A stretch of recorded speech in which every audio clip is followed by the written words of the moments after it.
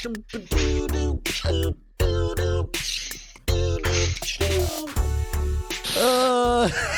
everybody, welcome to episode 69 of Tactical Crouch. Well, solid. I'm impressed. Thank you. Yeah, that was well done. Somehow you made that usable. I'm like, I have to find a way. So still haven't figured out the rights issue, huh? No. Yeah, nope. So we just got to do with what we can. Yeah. But welcome to episode 69 of Tactical Crouch. Of course, we start this episode with a meme. Just makes perfect sense.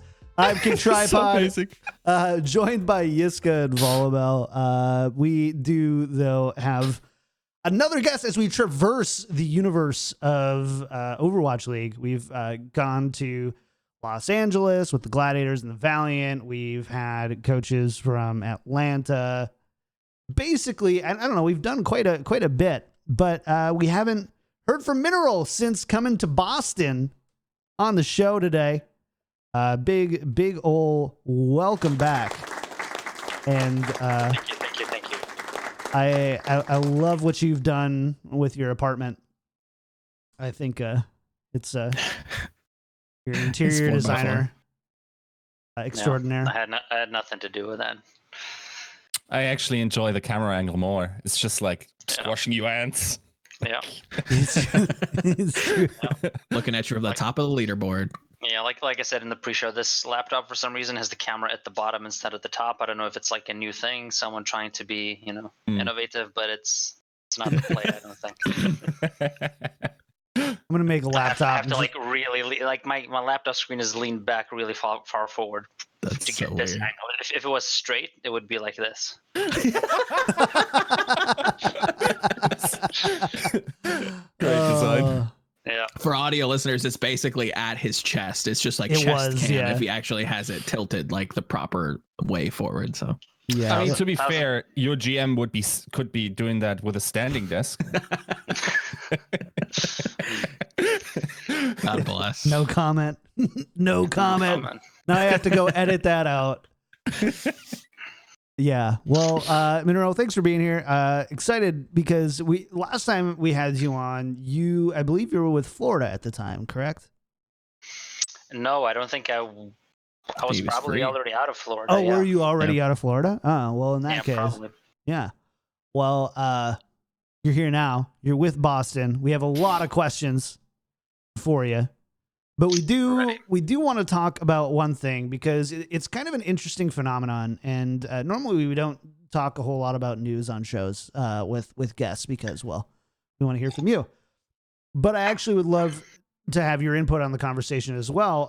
Taemoos has recently signed a contract down to a contenders team, not a two-way, and I can't remember. Is Mangachu the same, or is he a two-way contract? No, He's he's a a two-way. two-way. He's a two-way. But this is kind of Yiska, kind of an end of an era in a lot of ways. It does feel like the end of an era. Like, people that haven't followed Overwatch for or before the Overwatch League just don't know how good this guy was once at the game, and also how exciting he was. Really, that is probably the biggest points that people will remember of him. Just amazing aim during like the Apex era. Of course, them winning one of the first, or as pretty much the first Western team in South Korean esports as a Western team. That was a big thing. He especially after Internet Hulk left the team, sort of became the leader there anyway. And they had a very dominant performance for a long time in North America. And I always thought that Taemoos could bring it back. I mean, he's not gone yet, but I think there's a possibility that he's just going to sit out his contenders contract, is going to play well, and then there are other games after that. So is Mineral, I want to ask you this. Do you think that this is a viable, I know I would put Taemoos in the old guard, right? I mean, Apex season 1, like been here for a long, long time. Do you think a player with the experience of like Taemoo, do you think that contenders could be something revitalizing to come back to Overwatch League? Or are you maybe more on, I think, Yiska's, I would say, slightly skeptical side in the sense that this is kind of the way that he kind of bows out of the scene and finds his next thing? So, I mean, I've always liked Timo. I've played with him on several teams in Team Fortress 2, so we have a long history. You know, he always used to bring me onto his teams. I feel like I maybe, in a sense, wouldn't even be here if I didn't get that experience to play in top teams in Team Fortress 2, and a lot of it was because he kind of vouched for me a lot of times. So obviously, I'm biased. I really like Timo, but you know, it's been a rough couple of seasons. He hasn't had a ton of playing time, and I'm always a very big proponent of people staying in control of their career, you know. And I think what he said in those social media messages that he kind of sent out was that, you know, he could sit on the bench, collect a big paycheck, but almost certainly that would be it after that, right? If you're not getting scrim time for another year, if you don't feel like you can actually make it into the starting roster, then it kind of becomes you know, you're basically sitting, collecting a paycheck, and that's it. And I feel like, you know, Timo's always been a very competitive person. He's like he alluded to in his message, and I think he's very talented as well. And I applaud for, you know, him making this decision, saying no to the money, staying in control, trying to, you know, work his way back. And, you know, stepping, maybe taking a step back to take 2 steps forward. Whether that's going to, you know, work out or not, it remains to be seen. But I think it's a good move. You know, he's going to be on a really talented roster. Envy always puts together really stacked contenders rosters. So, you know, I think perhaps it could be a springboard back to the top for him. But, you know, we'll see what happens. Either way, I think it's a smart move on his end. Joe, what's your take on this? I mean, you've probably watched loads, Quite a bit. loads Quite a bit of envy. Quite a bit envious back in the day. You know, back when you know, Taemoos was, you know, quite a solid Mercy main back in the day. But no, this is kind of a weird phenomenon that's kind of affecting quite a few people. You know, where we're seeing Miro step back into the game, we're seeing Flower go back home to kind of take a step back to go forward with Runaway. I don't know if this is like an ungraduating class. I don't know exactly who or how I want to like frame this, but it's actually kind of interesting to see who's like some of the old guard players that are, you know, taking a step back to, like what Mineral said, launch themselves and propel themselves forward with control in their career. I'm excited to see, you know, to see their one last hurrah. I don't even know if this is like the last effort for these players, but in a way it kind of feels like that. It's like, if this doesn't work, then, you know, what else is there? Is there a new game? Do you want to kind of last it out in contenders? Is it something that, you know, as a player who's tasted the Overwatch League, you've been at Nirvana, do you want to, you know, settle for less, or do you want to kind of go back and try to chase that? And if it's not working, you know, is it a futile effort at that point? I'm excited to see what this kind of ungraduating class. I like that. I think I'm gonna run with that, the ungraduating class, and see what happens with some of these players. We've got, you know, Miro, Flower, Mangachu to some degree, Taemoo. We'll see whoever else kind of participates in that as well. But yeah, I'm excited to see what happens with them. I'm a little bit more optimistic because I think there is talent there. I think they have some gas left in the tank.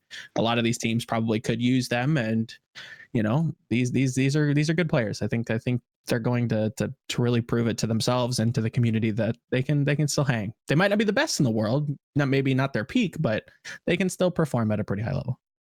Do you think that we see a coach Taemoo in the future? We've seen a lot of players transition to a coaching role. I don't know. That's a tough one. I don't know. That would be a Mineral question. You know Timo more than probably the two of us. Is he somebody who if you could see like kind of leading the charge? I'm not sure. I mean, again, in the message that he kind of sent out on his social media, he said, you know, I just want to compete. Like that's his biggest drive. He just wants to play and compete until he's 40 in whatever, you know, game it is or whatever title it is. And like you say, I mean, time was always his biggest asset has been his aim. It's something that he's carried over to various games. I know he played Dirty Bomb before. He was, being called a cheater there because of how good his aim was. So it's always been a strength of his. I think it's just about reigniting that fire and committing the time to getting better. And if he can do that, I think he can transition potentially to other aim-intensive games. There's if he doesn't want to continue in Overwatch. Overwatch, obviously, as time goes on, seemingly is becoming less about aim and more about just cooldowns and walls and things like that. So we'll see what happens. But I as far as coaching, I'm not sure. It feels like he's very competitive. I think he probably just wants to play and compete. I'm not sure whether he'd actually want to coach. I think when I talk with Harry, for instance, it's Harry's a smart guy. It seems I would think, maybe he could transition to coach, but having a conversation with him on my podcast back in the day, it was like, this is just not for me. You have to have insane patience, and I don't have that, and I see that. That's fair. That's fair. Some people want to be the best, and that's the end goal. And if they can't be, then why bother? And then there's some people who are like, I'm at a point in my life where I'm okay with not being the best, but I want to help the next generation. And who's to say, in a week that might change for some of these players. In a year, 2 years, 3 years, they might still have that passion, but could shift it elsewhere. But we'll see. That's not for everybody. Teaching is. And that's basically what it is. I don't know. I mean, Mineral, would you agree? Like coaching in a way is kind of like teaching the game to a player or trying to help them better understand it, right? Would you agree with that? Yeah, I mean that's part of the job. I think it really depends on what your title is. I think for a head coach, that's fair. Do that, but it's also delegation. It's also making sure you discipline where needed, you praise where needed, and just maintain kind of the overall psychology of the team and keep morale high. I think there's certain skills in terms of that are not. I mean, you just have to develop them over time. Sure. It's really not that easy. But if you're a strategic coach, and if you have the game knowledge, if you're smart, then you can always transition to being a coach and teaching concepts of the game for sure. Interesting. Well, yeah, I think. Sorry, go ahead. Just real briefly, I think in terms of looking out for other games, certainly like the elephant in the room there is Project A. Yeah. And talking to players, especially those that didn't make it into Overwatch League, but also even players that are unlikely to play or coaches, there is a certain draw to that Riot recognizes and has already reciprocated with interest of their own by contacting certain people like that for closed alphas or whatever. So, it's like certainly. Can you be less vague about that statement, Yiska? Like slightly less vague. like I feel real like that question. was already pretty straightforward. Yeah, Riot has reached out to certain staff in the league to look. Okay, cool. Okay. I just want to make sure I was on the same page with that. Okay, got it. Yes, I'm there. Sorry, but like if after a year in contenders, I assume that's how much longer Taemoos' contract is. If he feels like he could still make it in Overwatch, then certainly I think that's a move then to make. I think it's also not impossible that you can start building a career for Project A by the time 2020 or in 2021. Looking forward towards that, right? I don't know. I honestly don't know any release dates or whatever. It's just like how I'm projecting that thing to go. Yeah, I think that sounds probably about right. But I do want to talk to Mineral and start diving into the Uprising. But last thing we'll say on this is Taemoo, good luck. Yes. Been here with us for the longest time. Hope you stay with us forever. If not, one of my favorite players too. Yeah. Yeah. I mean, oh man, I remember watching some of those highlights on the old Apex days.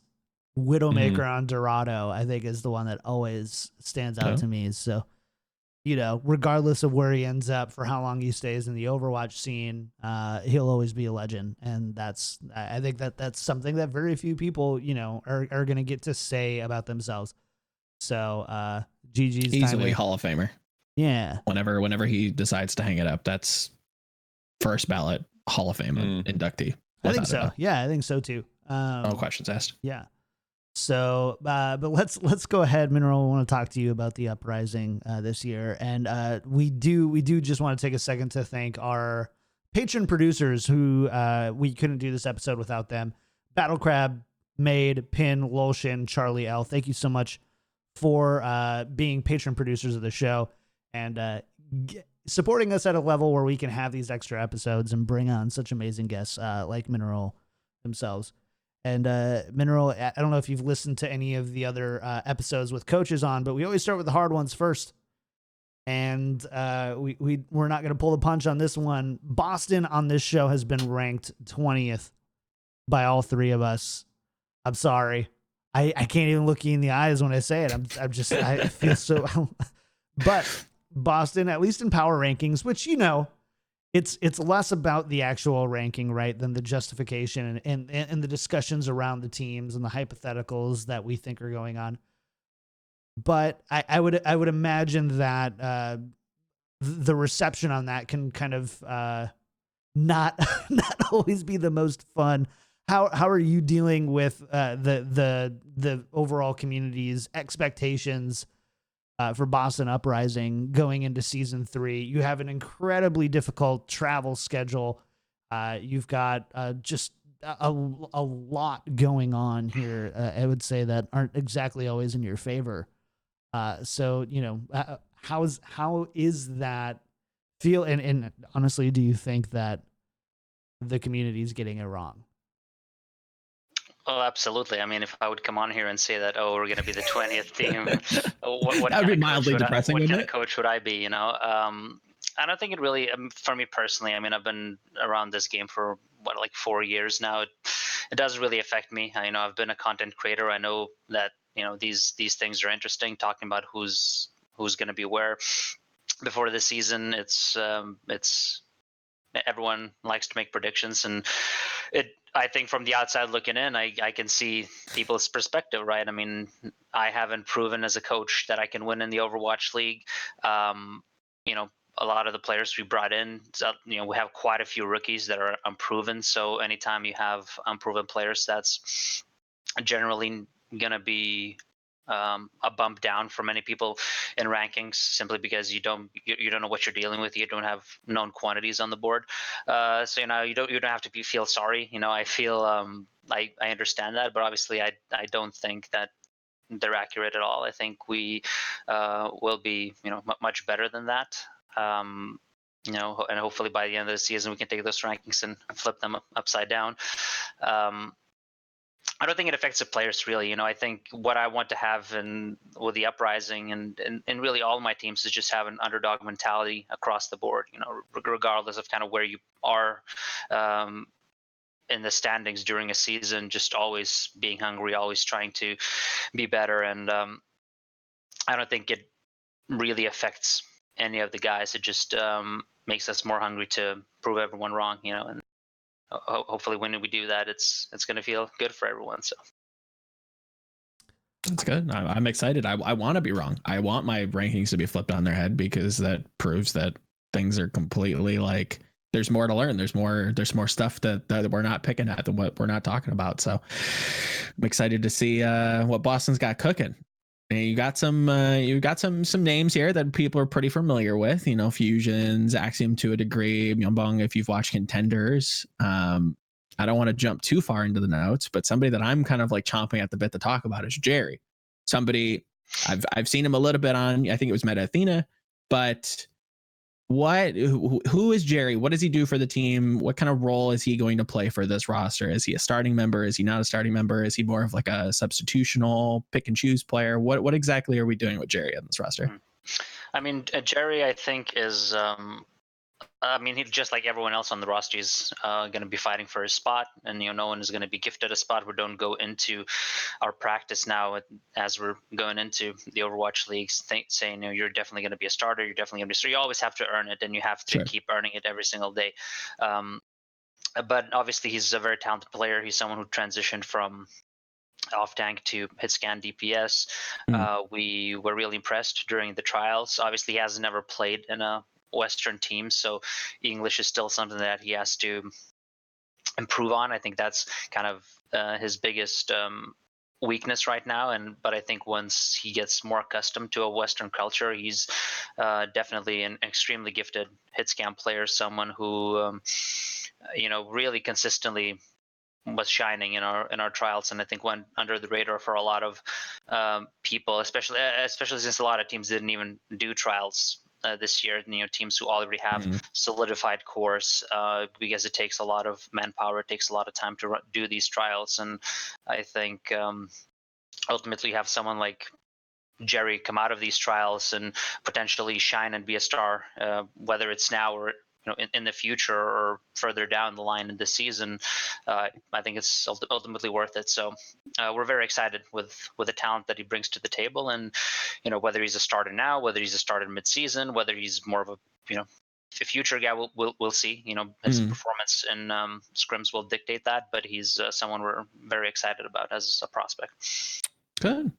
It's also just like, from what I've heard, I heard he's doing well in scrims, and he's like you can count on him to not have like terrible maps, and if something's off, then it's very, very obviously the case that it was just like, okay, let's try this or stuff like that, right? So in terms of that, that's certainly an exciting part of that as well.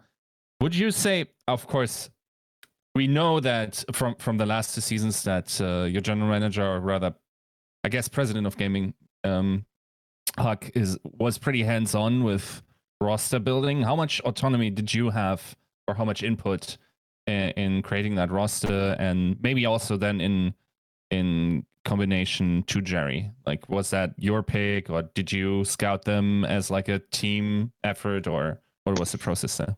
Yeah. So, I mean, we ran kind of, me and my staff ran all the trials. We sat in through all of the blocks, put in all the hours through the off season. Obviously, as soon as we kind of spot someone who we feel like, oh, this guy might have potential, we throw those spots Chris's way. Ultimately, he's the final decision maker, but because we're putting in all the time, he really listens to our opinion. We've kind of seen guys through a larger sample size, and he's always going to be hands-on. He's very competitive. That's I think good. And we have a lot of input because we're putting in the hours there, and he obviously understands the game at a high level as well. He has been obviously a professional gamer for a long time. He's very smart, so he usually, we're usually on the same page, both in terms of which players we feel like have value, which players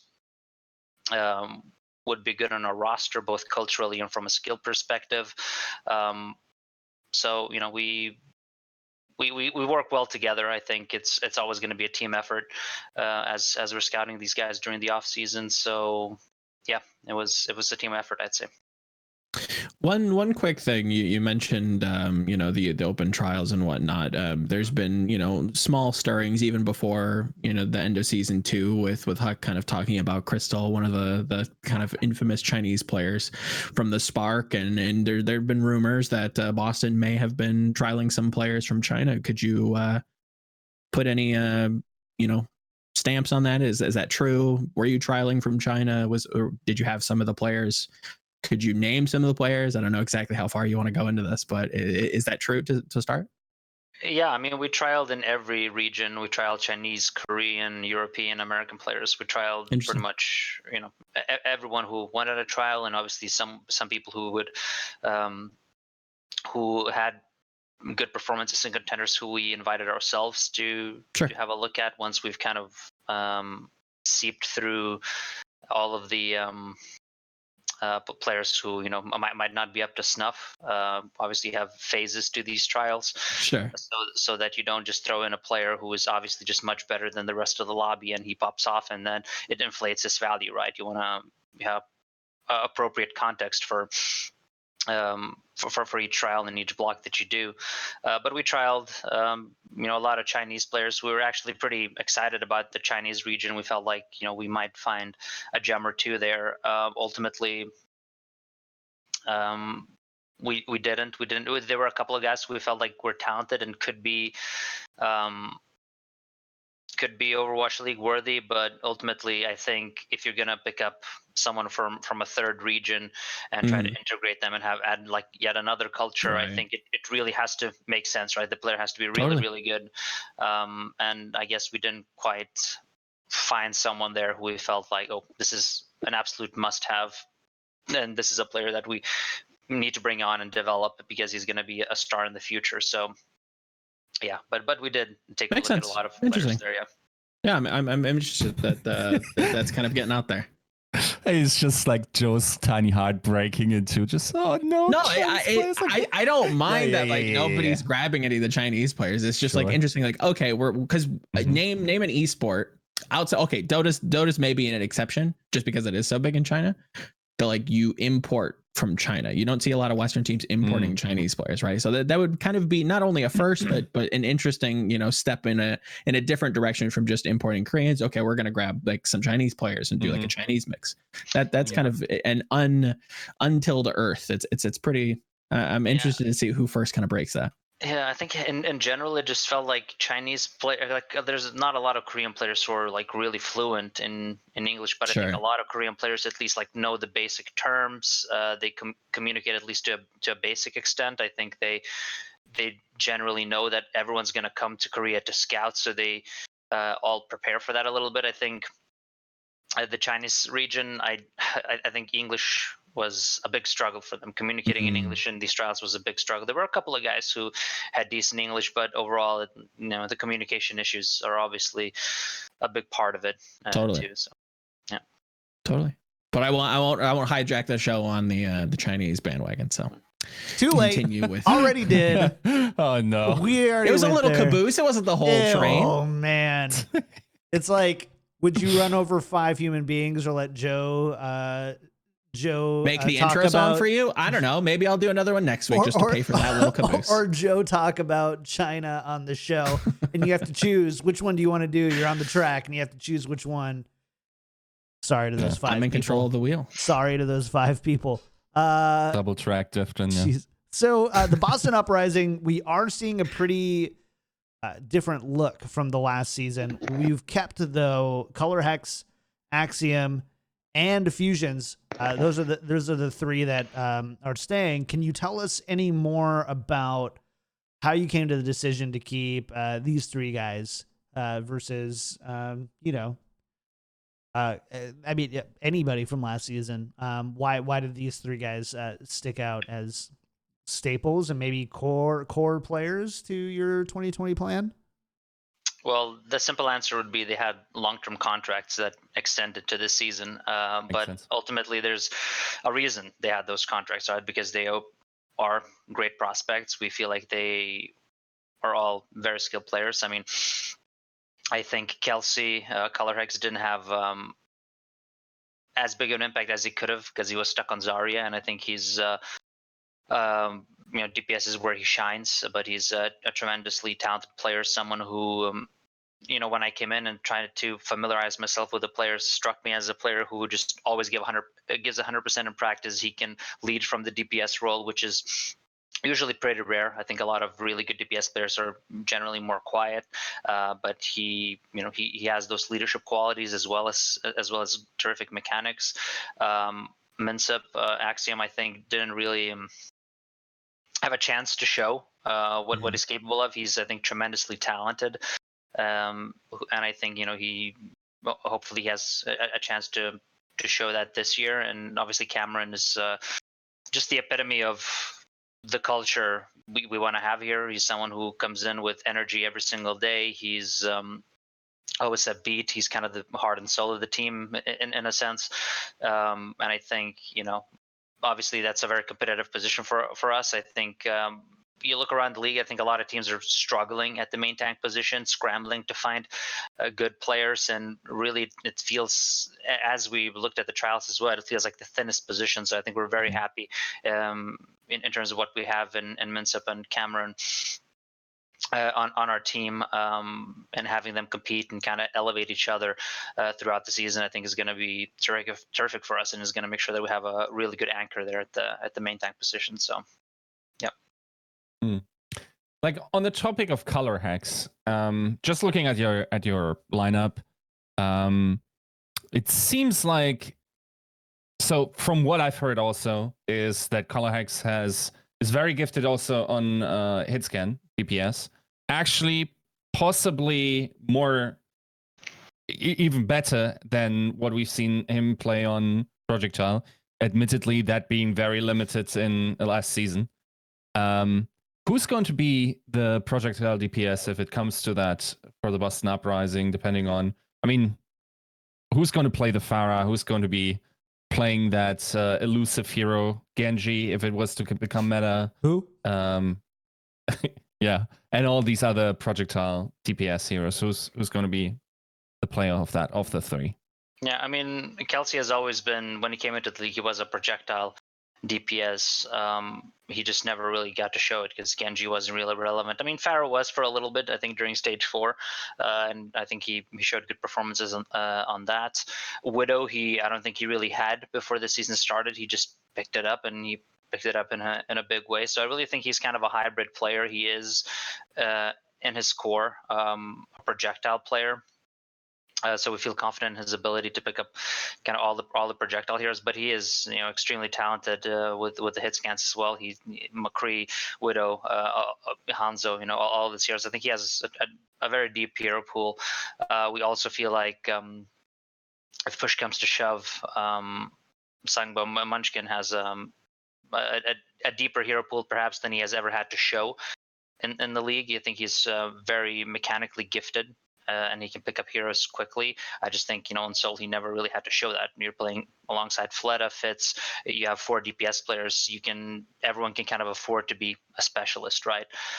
So, while Munchkin is very much kind of more of a player that's leaning towards hit scan, we also think that he does have the potential to pick up these projectile heroes as well. So, and obviously Jerry's more hard leaning towards hit scan. So that's roughly where we're at, and we're kind of pegging Kelsey in terms of his hero pool. Interesting. Yeah. Okay, there's one thing I think that we that we need to clear up, and it's okay. There have been speculations around how that all went down, and I kind of even wanted to ask about this during trials, during when we talked about the trials. And it's of course about the heist to getting Myeonbong. It's probably one of the most, I would say, possibly, definitely a top 3 flex support that's entering the league. Also in terms of the attention that he would have gotten. Some people speculated that you actually didn't trial him. That's not what I heard. I heard he was in trial blocks. And how did that entire thing go about? How did you land Myeonbong? Yeah, so I don't know. There was some kind of article, I guess, that sort of mentioned that we didn't even trial him, and then I got perpetuated as a fact. Obviously it isn't. We did trial Sangmin. We really liked what we saw. Obviously, we were one of the first teams that went into trials, that started talking with all of these teams to see where we can potentially make deals. And obviously we thought that Sangmin looked really, really good in trials. We felt like he looked several steps above anyone else we were trialing in any region. On pretty much all of the flex support heroes. And obviously when we feel like that, then we will always going to go in and pursue a player like that hard. And we did. I think I think there was interest for him, but I think we kind of came in. We were convinced early enough to just go for it because he is tremendously talented. We really liked what we saw, so we pursued him, and we landed him. So very, very happy about that signing. It's a big one. Yes, yeah, very much so. It's a big one, and I think it kind of. I mean, Yiska, do you have any other questions about Myeongbong? Because I know that this is still such a mind for you. So, well, it's. I definitely know that 2 other teams had interest in him. Theoretically, it's of course also the case that non-playoff teams just could start into the off season earlier than other teams.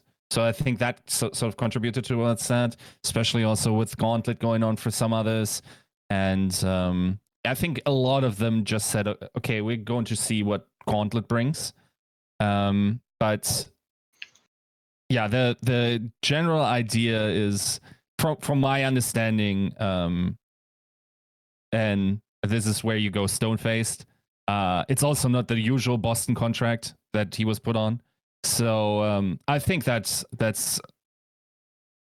actually like a great move by Boston to just like lock up the flex support position. Honestly, if you think about the seasons, with the last season, I didn't think it was a problem of talent that they didn't have, or that you guys didn't have a top flex support. But like season 1, Neko with AimGod, then AimGod theoretically also being a top performer last season, maybe wasn't for certain reasons, and now blocking up Myeongbong with arguably Alam and Gangnam Jin, one of the top 3 flex supports entering the league.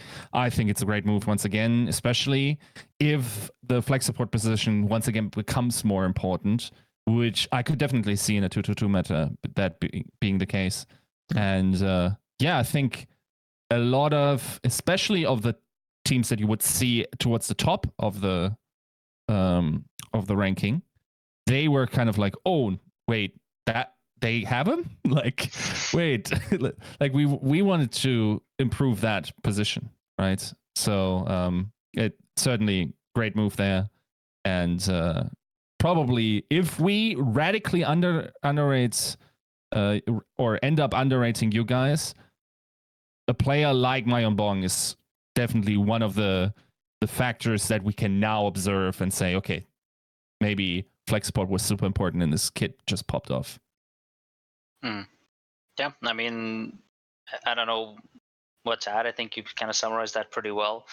I think obviously, Boston is always a franchise that is just going to look for good value. If we really feel like, oh, this guy is a superstar, he wants to come here, he wants to buy into the culture, then it's obviously going to be a player that we pursue. I think Chris mentioned it in one of his AMAs as well.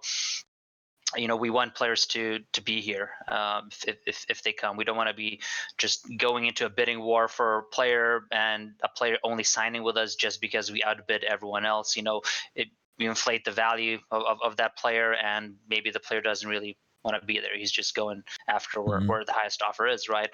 And obviously with Sangmin, we felt like there was a ton of value. We feel like he's a star player. We feel like he can be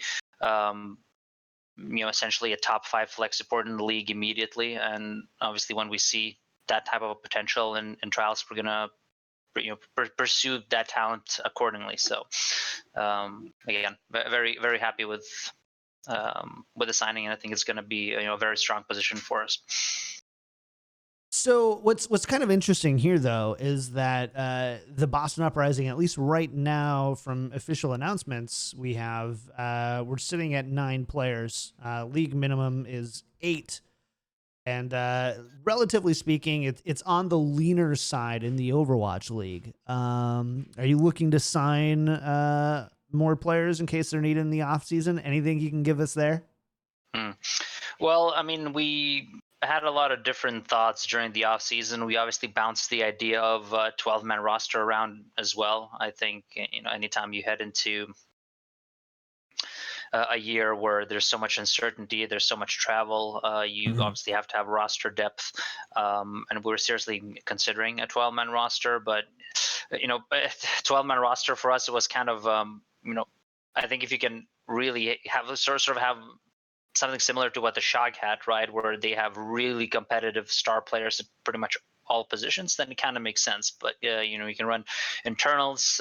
That's obviously a big advantage. But if you commit to a 12-man roster just for the sake of committing to a 12-man roster, and you have a 9 and a player that's like a 9 out of 10 in a certain position, and the backup is a 6 out of 10, then those internal scrims have very little value, I think, even if all the other players are relatively even across the board, right? And obviously you give up roster flexibility if something doesn't work out. If a player you bet on doesn't work out, you have to terminate contracts. You have to buy people out in order to add new pieces. So ultimately, we felt like having more roster flexibility heading into the year was preferable. In terms of adding more players, I think certainly I'd be surprised if we, I guess, didn't finish the season with another support player, but ultimately just have like a backup. But ultimately we didn't really want to sign players. We felt like, we're gonna sign the guy just for the sake of signing him. He has no chance of putting pressure on the starter in that position. He has no chance to really receive playing time. He's just going to be kind of a backup. I don't think it's a very compelling position for any player to be in, and I think it's not it's not great value in general. So I'd say we don't have like something in the works right now, but I'd say as the season progresses, as we look at what Contenders has to offer, we might add a little bit of depth, whether it's support, whether it's another position. We'll have to wait and see. Yeah, of course, you're also the problem, of course, for you being that over the season you have several stays outside the US. One of the most disadvantaged in that regard. Do you think that's going to be a problem picking up a player? I mean, there are, for instance, let's say if you were to fetch a player that is a European and plays on an NA Contenders team, that's immediately resolving a lot of issues, right? Is that how you're going about in the strategy of picking up another player? Because otherwise you need some great immigration lawyers to make it happen in time, right? Yeah, I mean, in general, we do want to be more of a Western team. We really took a lot of time to scout the Western talent. We obviously have 4 coaches who are Western, so we very much want to lean in that direction. So obviously we're not going to sign a player just because he's Western if he's not good, but sure. But ultimately, and like that's what we want our identity to be. I think a lot of teams are obviously going in the full Korean route, but that's I'd say that's fair. That's probably what we'd be looking at, yeah.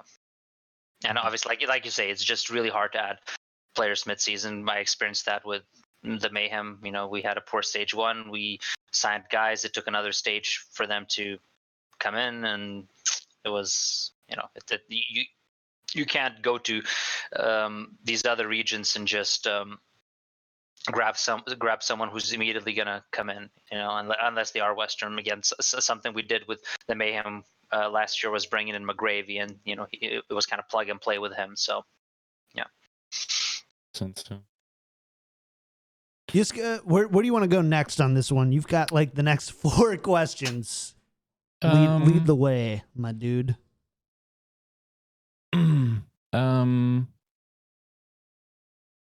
I guess. Okay. I mean the I think one of those questions is also Joe's.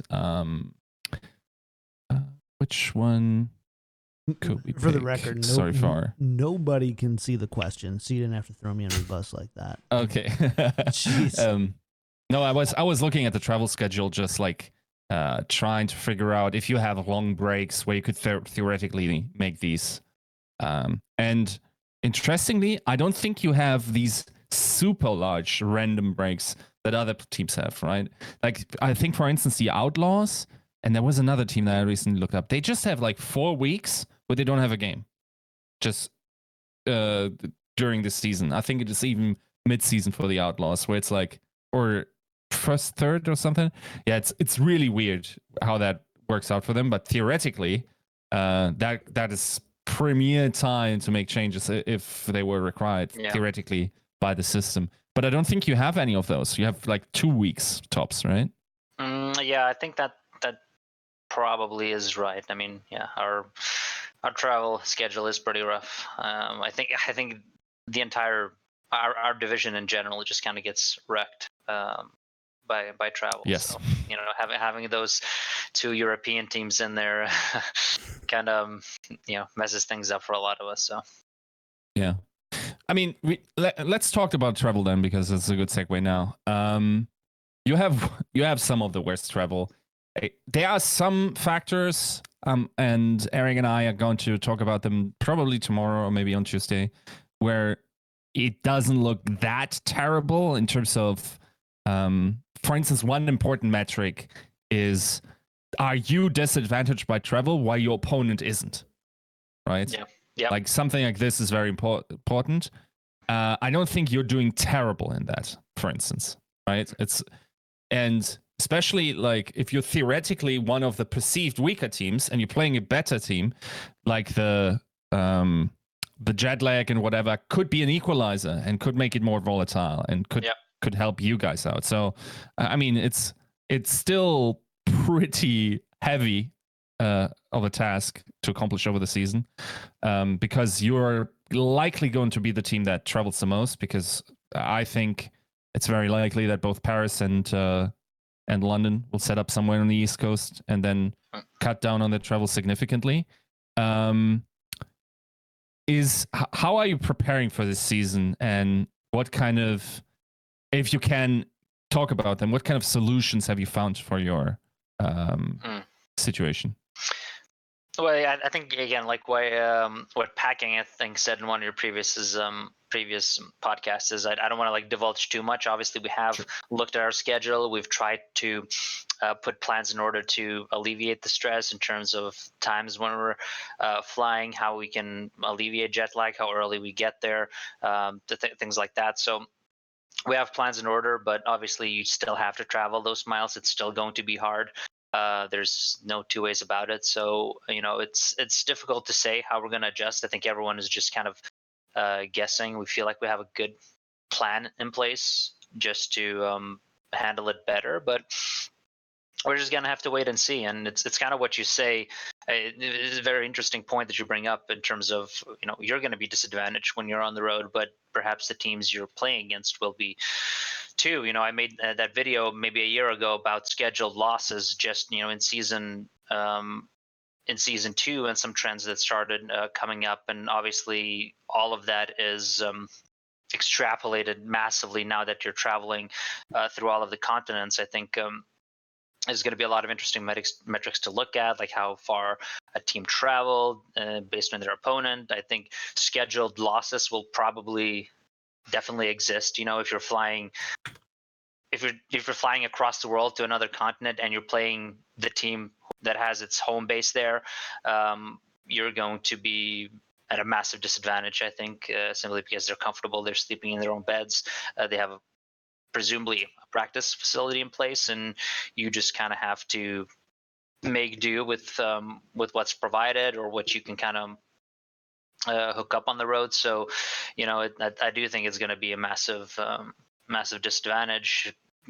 Perhaps in certain cities, it's going to be even difficult to get proper warm up before stepping on stage, and it's going to be rough. You never want to go into games cold. So, ultimately we can only speculate. I think we have a solid plan in place, but we'll just have to wait and see how much it actually affects us and other teams, and how that field gets kind of equalized based on your opponent and how much they've traveled to that particular homestand.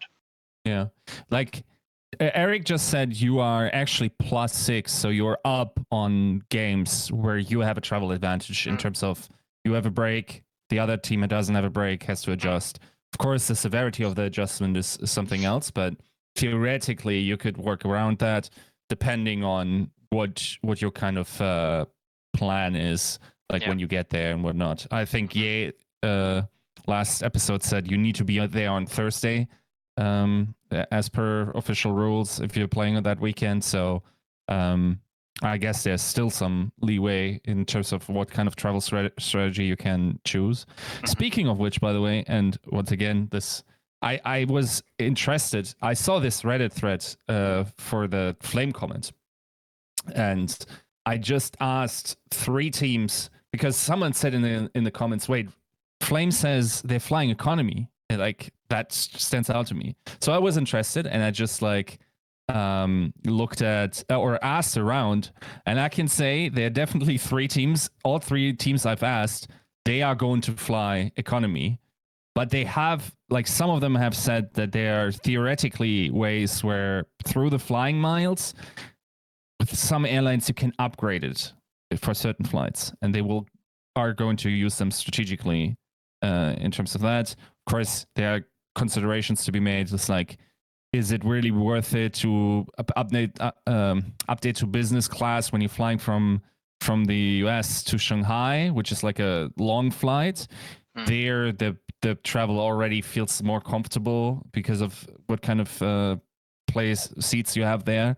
But in terms of shorter 5-hour flights inside the US, economy class just wrecks you in that regard, right? And there's another interesting tidbit.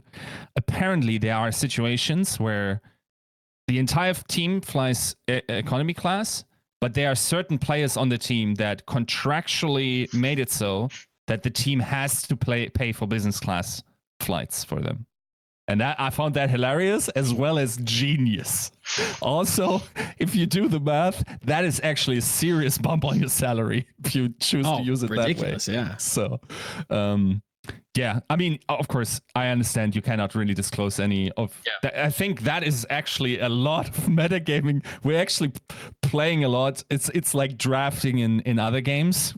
Now we're trying to find the perfect travel method. But is there anything else? Are you looking at performance coaches, or are you looking at any other things that you can disclose where it's like, okay, we got to make sure that our players are healthy and have we give them vitamin tablets or whatever. Is there anything you can talk about?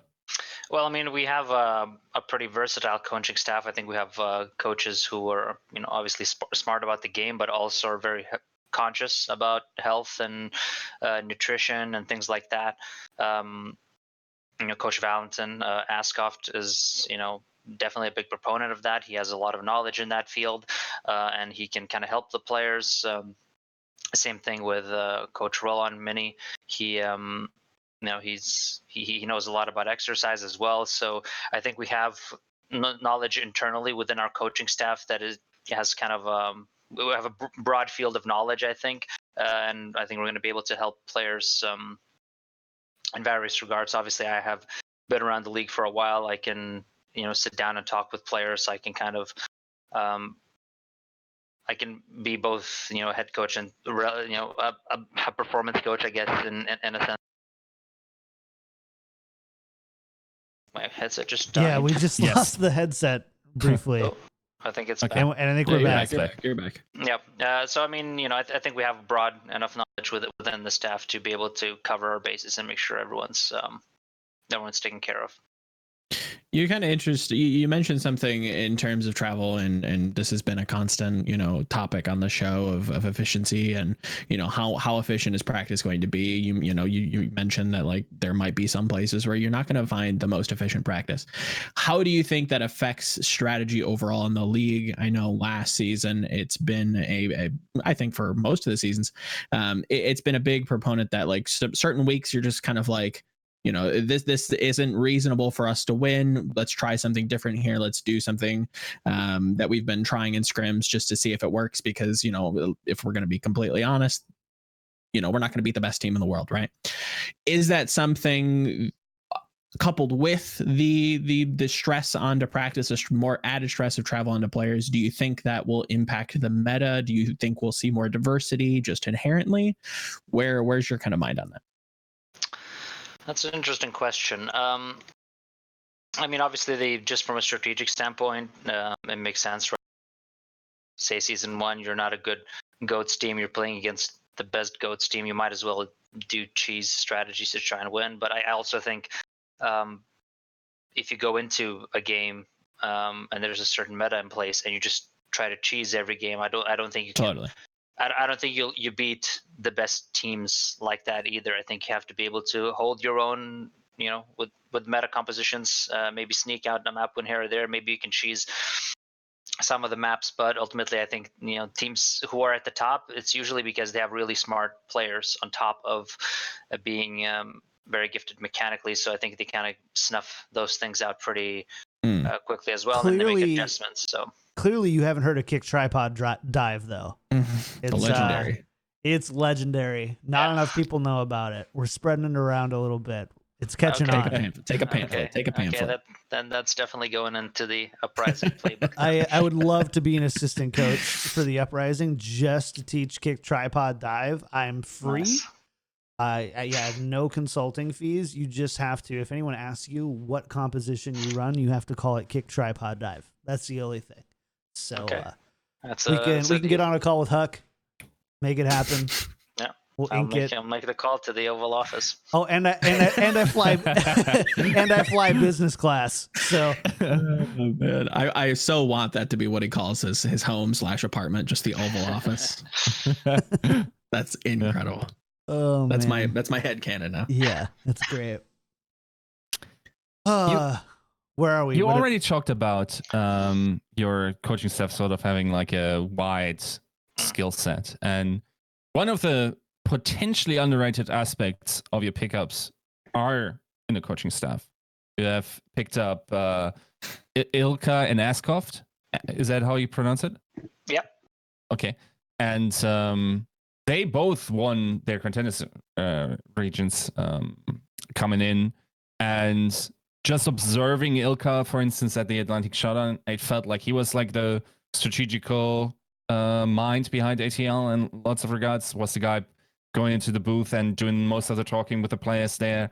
So I assume that, or that's my inference, that I think he was the reason why a lot of the strategy worked as it did with that team.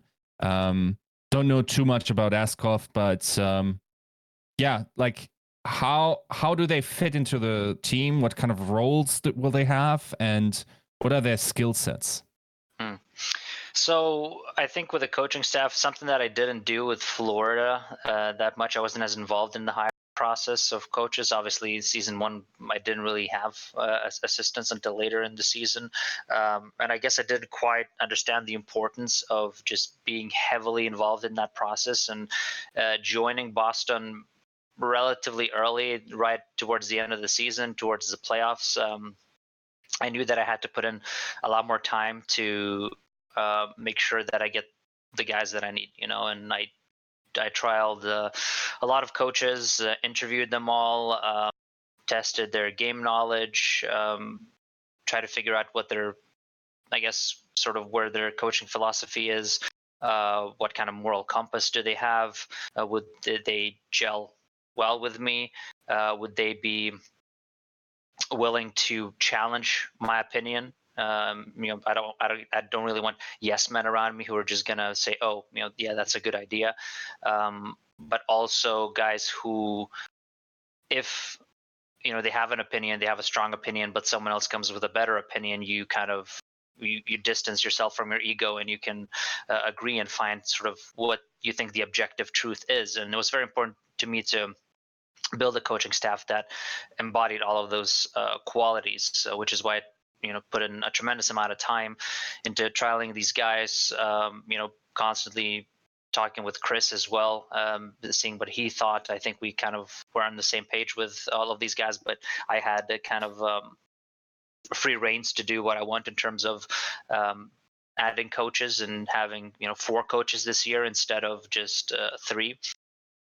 So yeah, I mean, Elias, I think, was just someone who stood out strategically, like you say, someone who seems very, very motivated or seemed very motivated. And that's obviously what I'm seeing now as well. Has a very good understanding of the game, spots, good attention to details, and is just overall very smart, hardworking, and motivated. I think there are staff members around the league who aren't very motivated, and I think those guys are kind of in and out very quickly. And I feel like these guys definitely have the potential to be with Boston long term, be in the league long term, because they embody all of those qualities. Same thing with Valentin, with Askoft.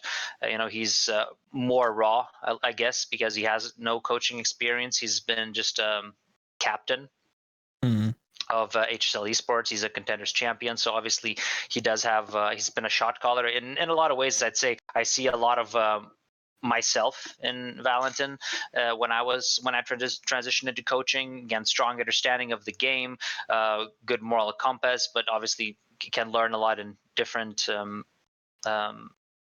Different aspects as well, but someone who just is a good person, a good guy, and understands the game at a high level, and ultimately I think is also going to make a very big impact this year. And naturally, Coach Roland Mini, he's been around, he's been with Boston, this is his third year, very experienced, very kind of just a seasoned veteran, and it's good to have that presence on board as well.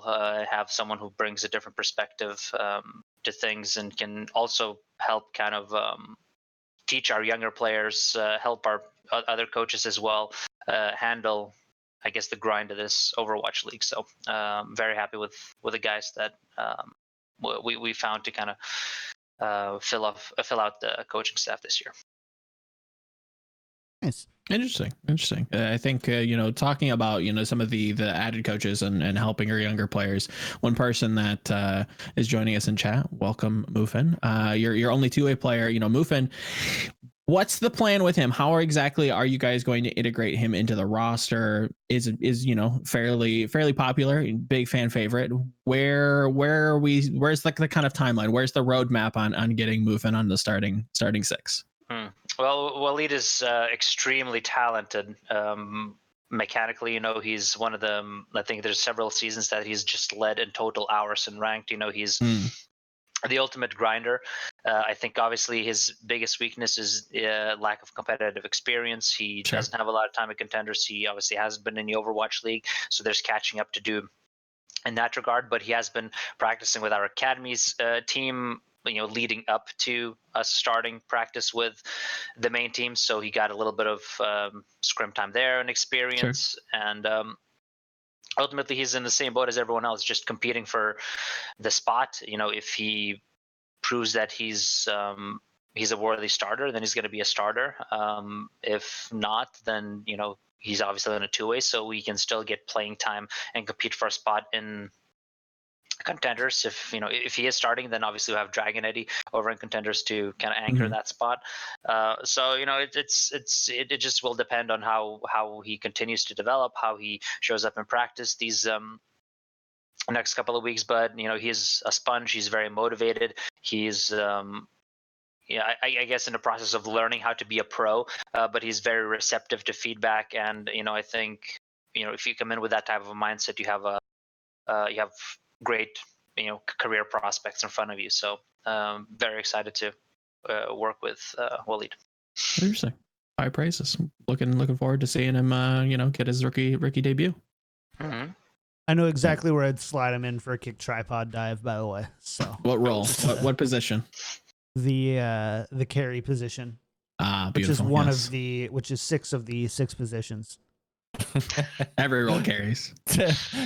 Nice. John would definitely put in Genji and Soldier. Of course. KickedTripod. Of course. Yeah. Do not. Clearly, you don't understand. Do you? I don't even know if you've ever watched an Overwatch game in your life. You're playing checkers while I'm up here playing 6D chess with no socks. Just underwater. Unbelievable. Also, travesty. It's of course important to point out that Mufin is a two-way.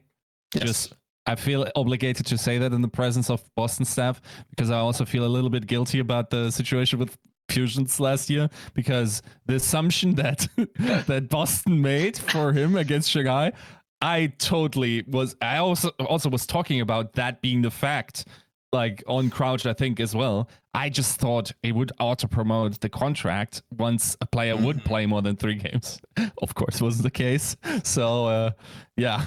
Thanks for testing the rules for us. Yeah. Yeah, like maybe also on movement, like if you get a game and it looks very good and then you play a second one, maybe knock on the door of someone at HR and just like upgrade your contract. Just so you know, I have reached my legal limits on games played. So I don't think that rule is still valid. I think that was just a rule that they made before season 2, actually.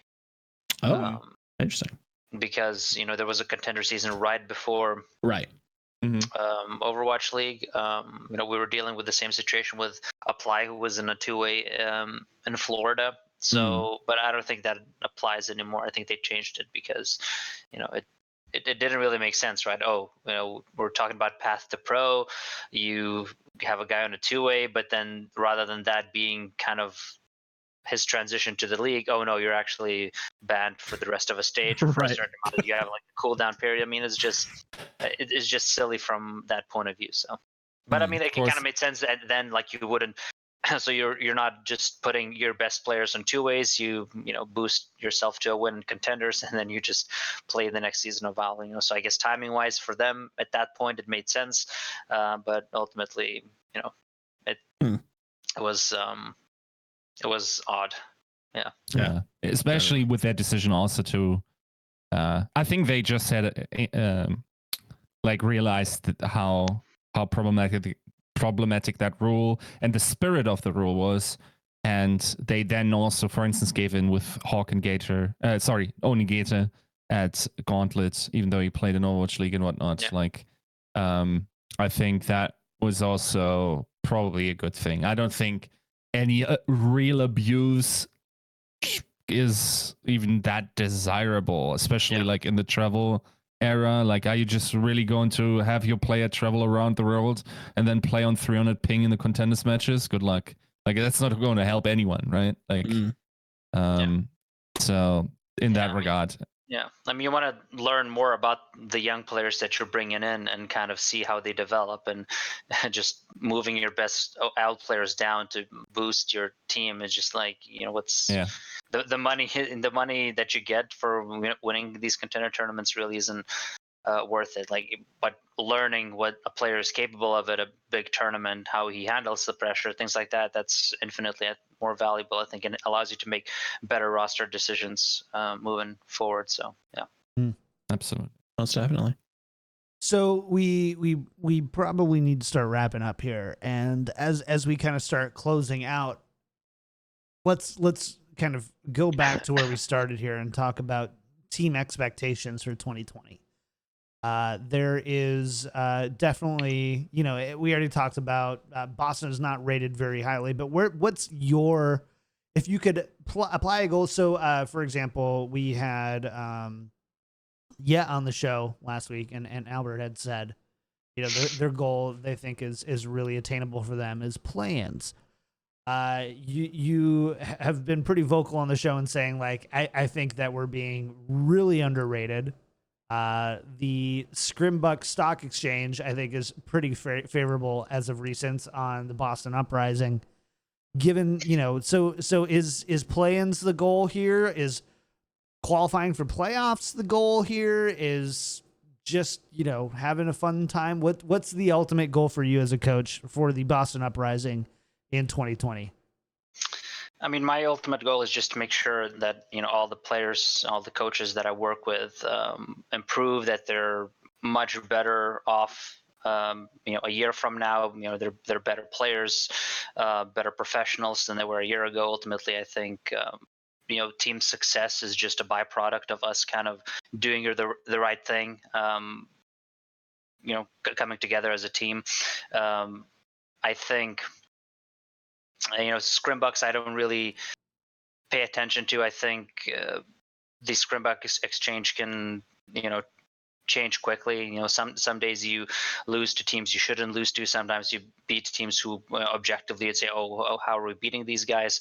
I think everyone is kind of right now in a stage of figuring out their lineups, rotating a lot of players, trying to figure out the meta, and it's just about like who improves faster, who figures out these concepts faster. I think there's a lot of improvement from every team. You know, from day to day, you figure out one thing, and that like boosts your team up, and all of a sudden you're doing better in practice. So ultimately, I think just want us to. I want everyone to grow during this season. I think ultimately I'm a competitor. I want to, make playoffs. And I think if you make the playoffs, if the patch is favorable to your players, then you can always make a run. You know, we saw that with London and Philly in season 1. I think there was maybe a little less variance in that regard in season 2, where, the regular season standings kind of reflected where you're placed in the playoffs almost perfectly.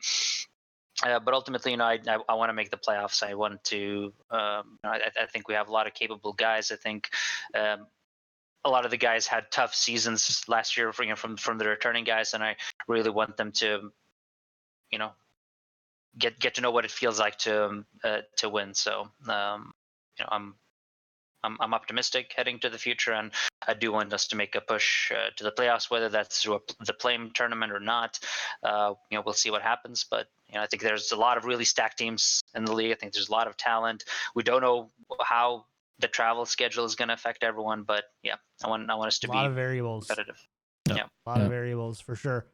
Also, yeah, go ahead. Just briefly, like for the scrim bucks, and I'm going to put out a piece because it's fun, right? On the Scrimbucks stock exchange, but it's like I've heard repeatedly that, for instance, in the first perfect stage that Boston had in season 1, they were getting banged out in scrims that during that entire time. Like it didn't make sense how their team then showed up on stage. And of course, sometimes and everyone that's been, especially like the Apex crowd, also probably knows this. Like certain teams just don't scrim to win the scrim. They scrim in order to practice something or learn something or focus on a certain aspect. So win rate in scrims depends on the seriousness of how you take it. And then of course, like just playing in a live environment, there are definitely players that feel more pressured, or even players that play significantly better when on stage. And therefore it's not as big of a factor, even though like sometimes it's actually quite useful in order to predict something. Often it's just also because you're not getting reliable information, if we're being honest. You just like everyone's winning scrims left and right, so nobody's ever losing. Haven't lost a scrim ever, honestly, for me. Kick tripod, yeah. That's how we know Kick Tripod Dive is so good. 100% win rate.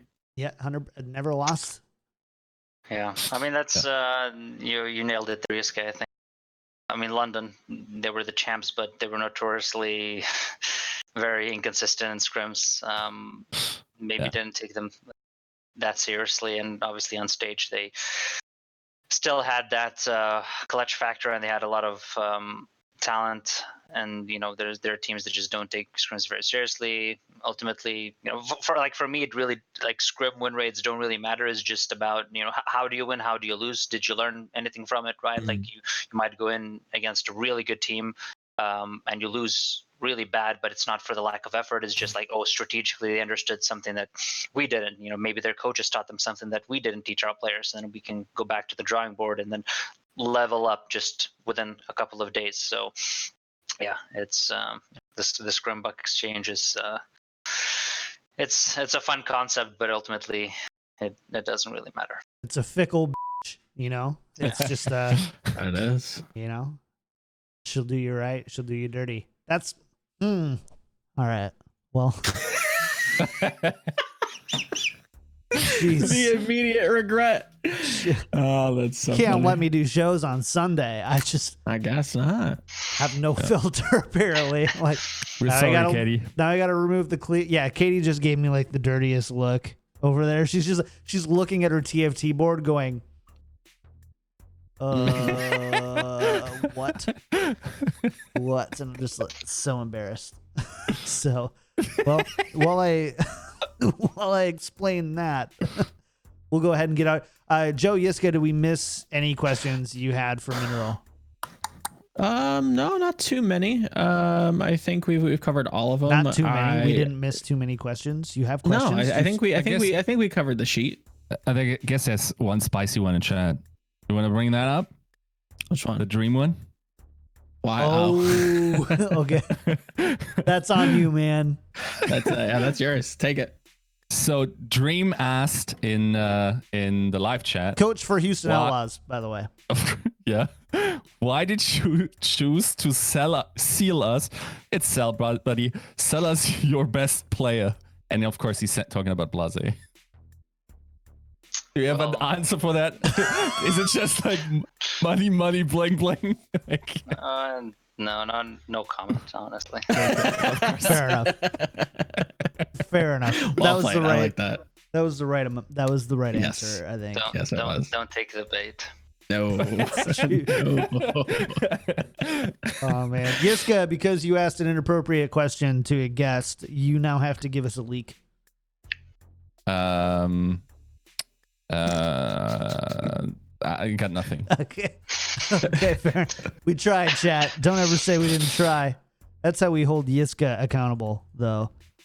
Yeah. We just gotta keep him in line a little bit. So, Sure. All right, we're gonna go ahead and get out of here. But before we do, Mineral, we always like to give our guests who come on representing teams a chance to give a message to their fans.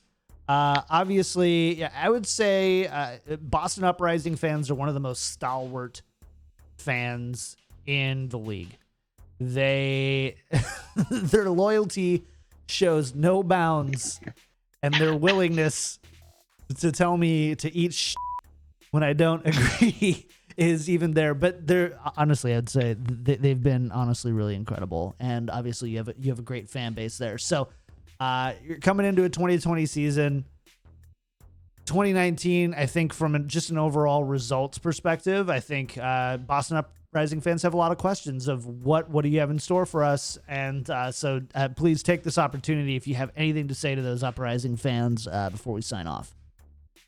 Yeah, I mean, obviously, season 2 was very rough. Anytime you support a team and they perform poorly and finish second to last place, is going to be tough to maintain that loyalty. But I think Boston fans in general and all sports have been very loyal to all the franchises. Boston sports has always been special in that sense. So, just want to thank everyone for the support. Obviously, going to do everything that I can, and all of the guys are, grinding. They're putting in the hours to make sure that this season is much more successful than last year. And we're hoping to meet everyone at the homestands and put on a good show for all the fans that turn up, and just give you guys a team that deserves to be cheered for.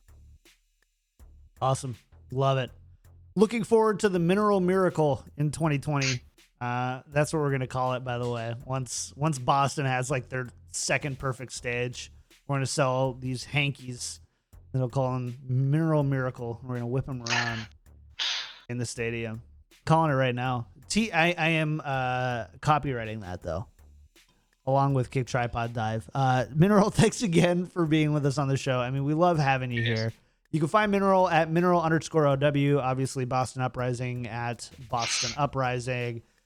If you haven't, I highly, highly encourage you to go listen to some old episodes of Tempo Shift, Mineral's podcast. And he's got more than Tempo Shift up there, but I really enjoyed the guests and the interviews you brought to that series. And I was also really jealous how good you made the graphics look on like your first attempt at he's like, I remember you messaged me. He's like, hey, I'm thinking about doing a podcast. I haven't done this. How, what are the things? And it come back. So like this really great branding, sounded great, brought great guests. So, I was pretty jealous of that. So GG's there, and great job on that. Make sure to check that out. Any other like shout outs, where people could find you, anything like that before we get out of here?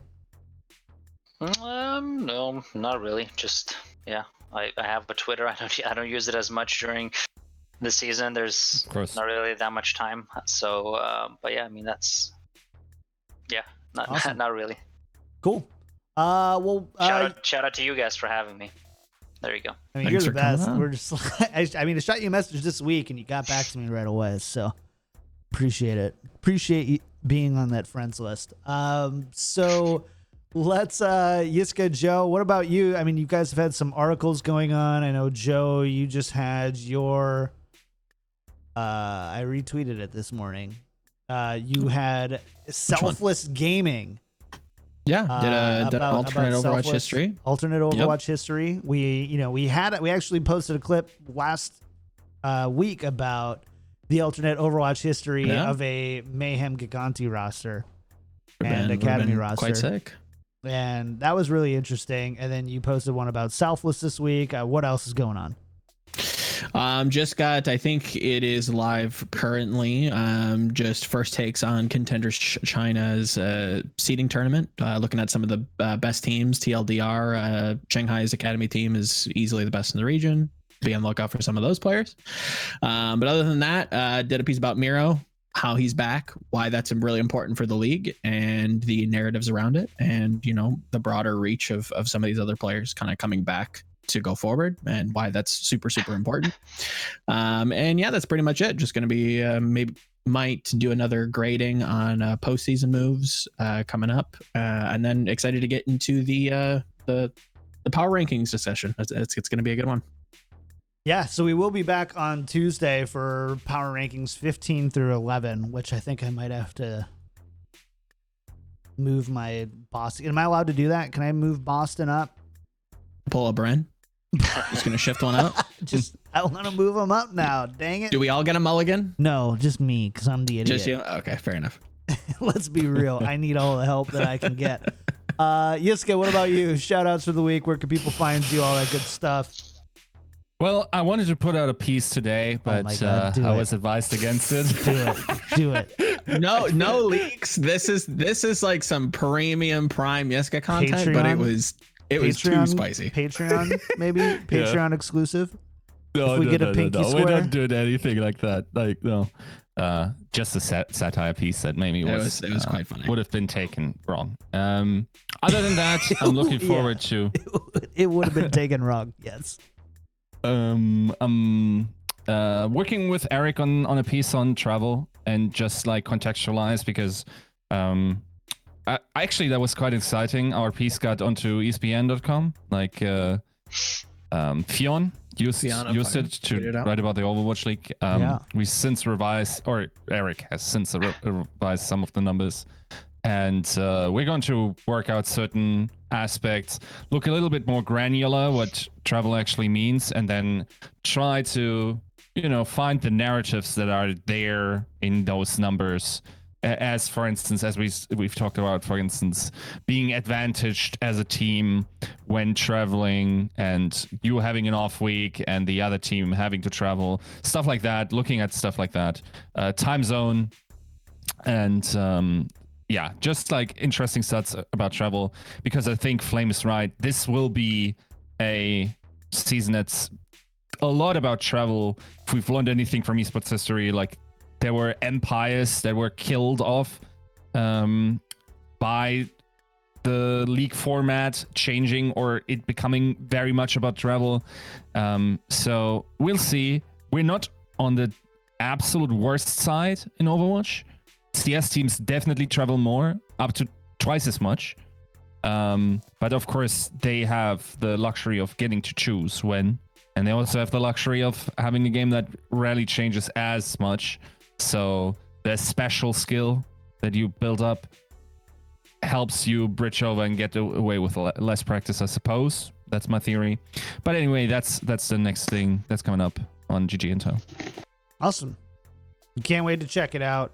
You guys are both doing great work over there, so keep it up. Oh, thank you.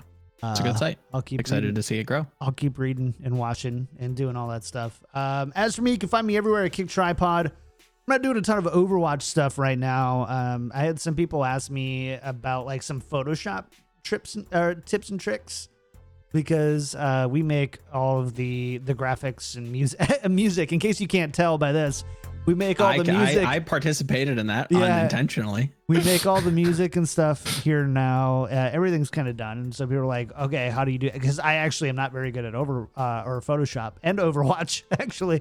Since we're on the subject, I'm not good at Overwatch Freudian either. slip. But yeah, right.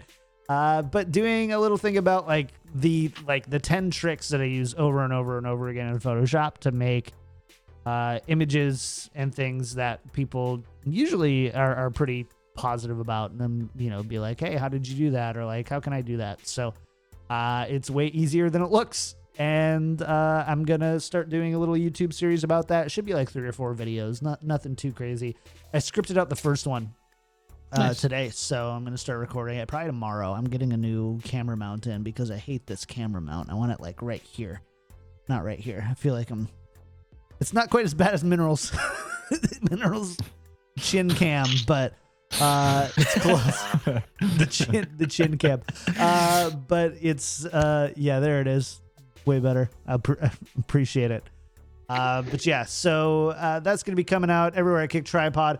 Big thank you to our patron producers, Battle Crab, Made, Pin, Lotion, and Charlie L.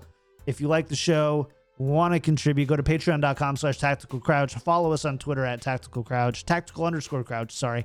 Go to iTunes and leave a 5-star review and leave a message. Otherwise, it won't say who left the 5-star iTunes review.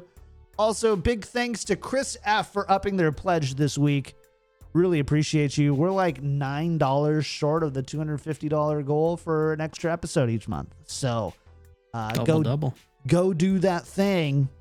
We appreciate you. No new 5-star iTunes reviews. We got all the shout outs out of the way. We're done, chat.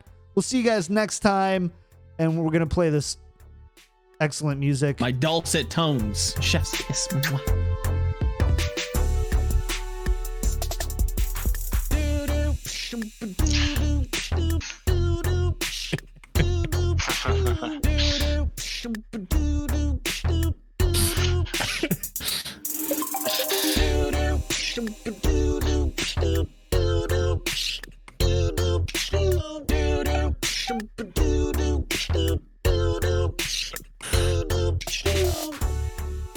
All right. See you guys.